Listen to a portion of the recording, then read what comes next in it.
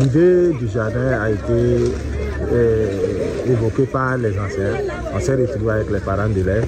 Voilà, ils ont donné leur rapport. Donc on a essayé de faire des jardins scolaires. Voilà, quand on a fait, vraiment le jardin scolaire nous a permis de mettre la politique du gouvernement en place, voilà, qui voudrait que dans chaque école il y ait un jardin. Voilà, et vraiment le jardin c'est une autre classe. En dehors des classes classiques que nous avons, voilà, le jardin aussi nous permet de rentrer et de concrétiser nos leçons. Voilà, ça nous permet aussi d'améliorer la cantine scolaire.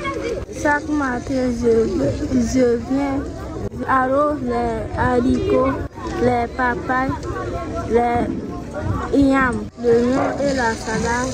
Vraiment, je suis très contente de notre jardin. C'est une fierté pour nous de les accompagner. Et surtout qu'ils ont eu l'idée d'initier les enfants à bas âge à apprendre quelque chose à faire. C'est vraiment bon. Donc ce qui fait que nous aussi à notre niveau, nous ne pouvons que les accompagner qui est possible.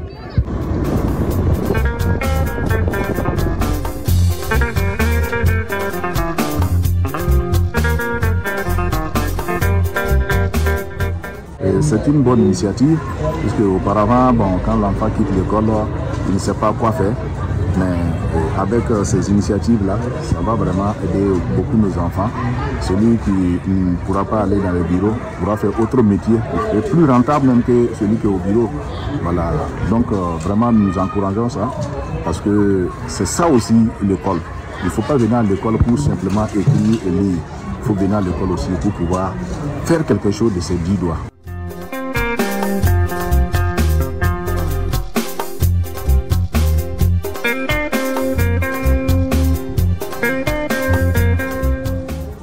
Les difficultés sont énormes.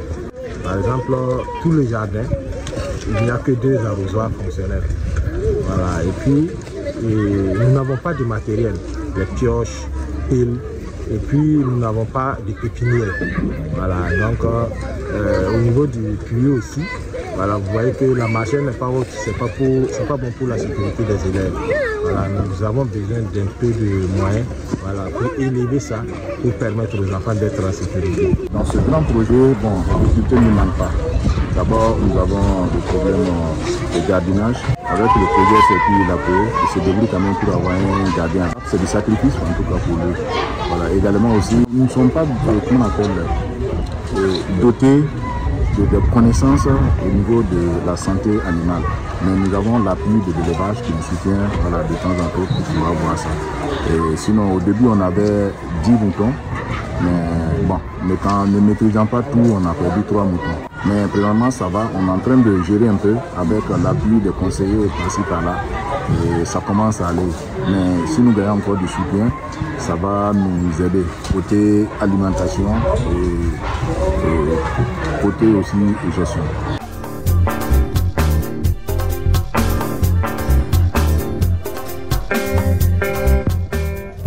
Je peux dire que d'ores et déjà que la mise en œuvre des réformes initiées par nos politiques, voilà, la mise en œuvre est effective.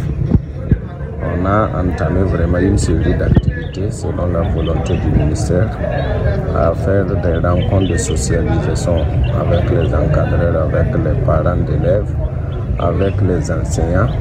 Et aujourd'hui, nous sommes en train de faire la présentation de l'ensemble des modules à tous les enseignants, quitte à ce que maintenant par école et chaque niveau va choisir maintenant en fonction de sa réalité pour mettre en œuvre, par exemple, les métiers. Voilà. Et je peux vous dire qu'il y a des difficultés, mais nous allons y arriver, puisque en tout cas, les acteurs sont engagés.